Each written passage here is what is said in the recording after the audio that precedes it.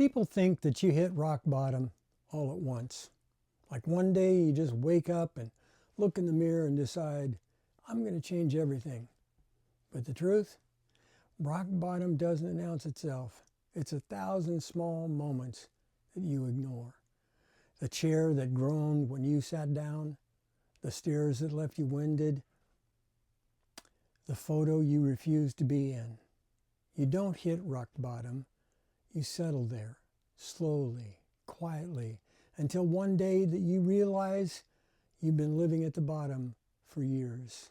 Hi, I'm Steve, and welcome to another Down Home Clean Carnivore video. Pull up a chair, wrap yourself in a blanket. This one's personal. I was 101 pounds heavier than I am today. I don't say that for shock value. I say it because for years, I didn't say it at all. I didn't even look at the scale. The scale didn't lie to me. I lied to myself.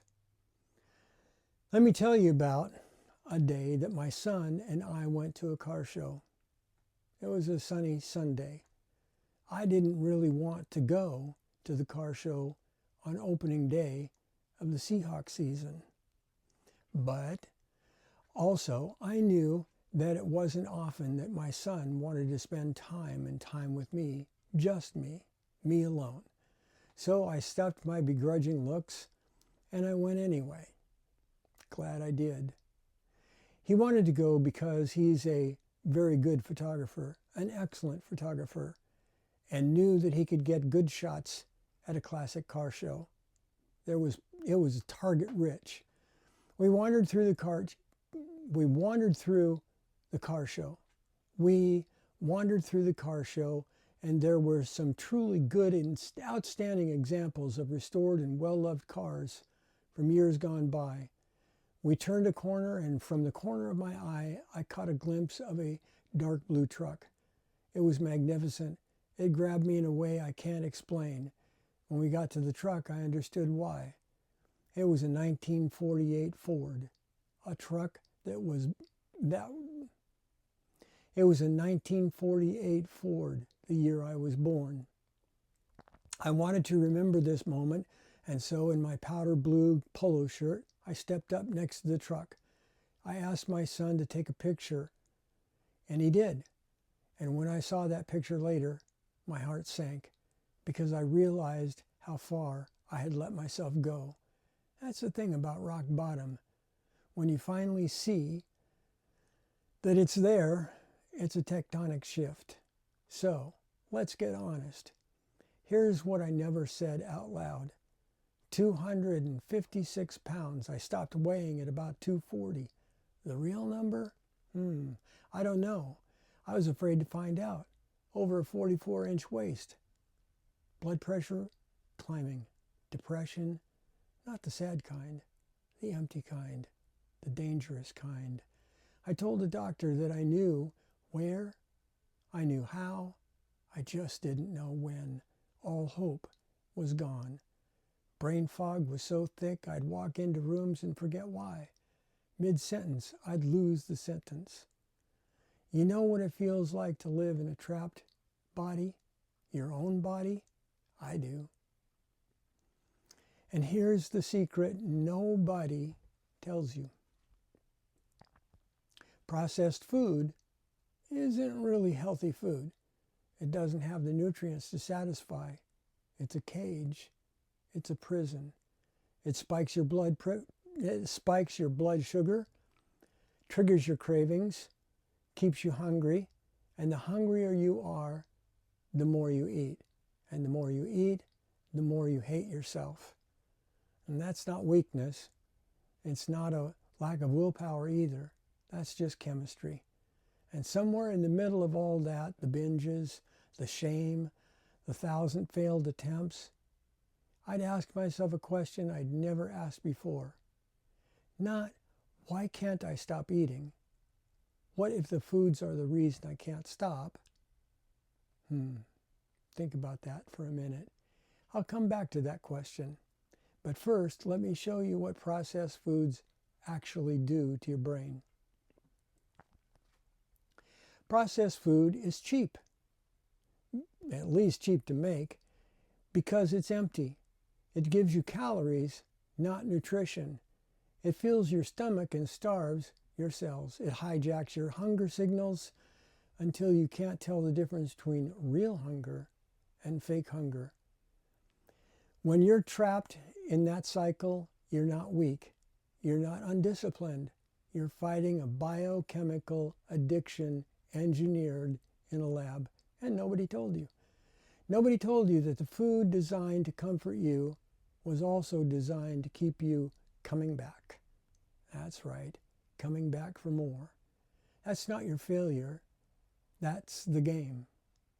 So there I was, staring at the picture of myself, morbidly obese, depressed, foggy, and ashamed. And then one spring day in the month of April, my life changed. And it started with the answer to that question. I was watching a video about politics. Politics are something that I had become quite interested in.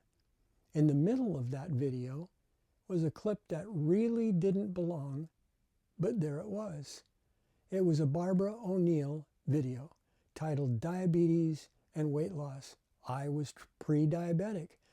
She explained what was going on metabolically, that the body had two fuel systems, one that ran on glucose and one that ran on ketones from burned fat.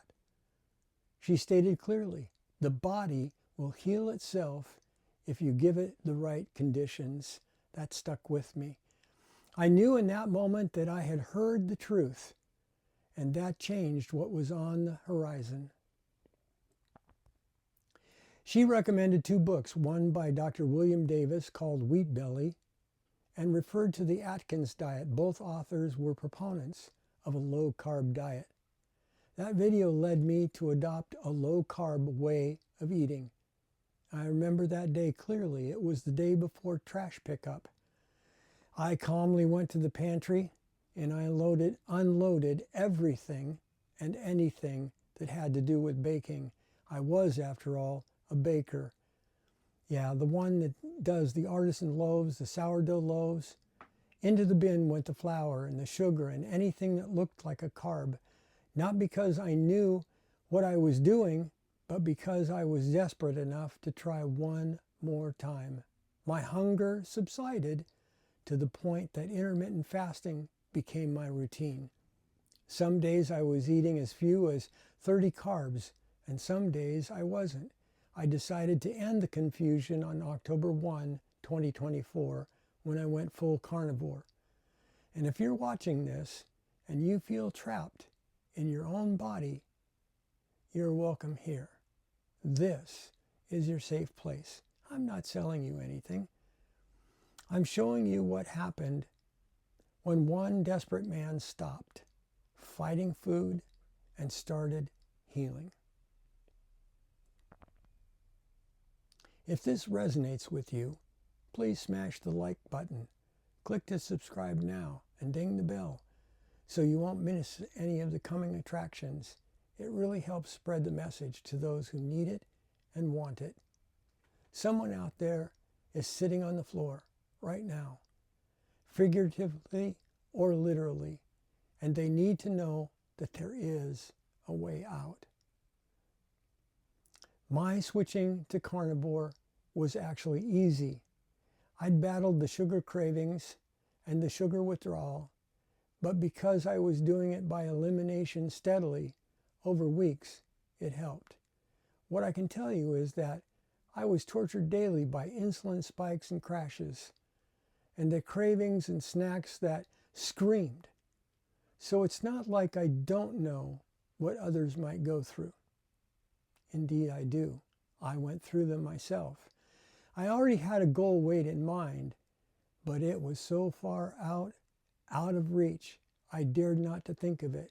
I already had mine before picture. I already had my before picture, and it was difficult to look at.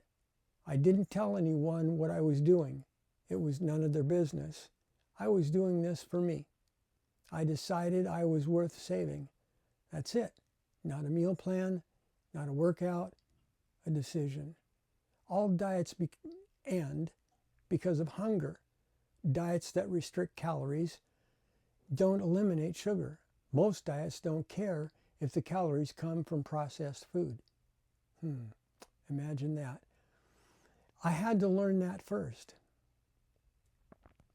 I'm recording this because I want you to see the whole journey, not the highlight reel, the real thing. This is episode 1 of my carnivore transformation series, and I'm going to walk you through every stage, the good, the bad, and the moments I almost quit, because someone out there is sitting in a broken chair right now, and you need to know it doesn't end there. But here's what I didn't know that first week. There's one mistake almost everyone makes in the first 7 days. Something that can derail you before you even get started. And I almost made it. But come back Wednesday and I'll tell you the story. Subscribe for more Clean Carnivore. I'm committed to fresh, engaging, provocative content Monday, Wednesday, and Friday by 6 a.m. Pacific time. It's not the price of meat, it's the price of freedom.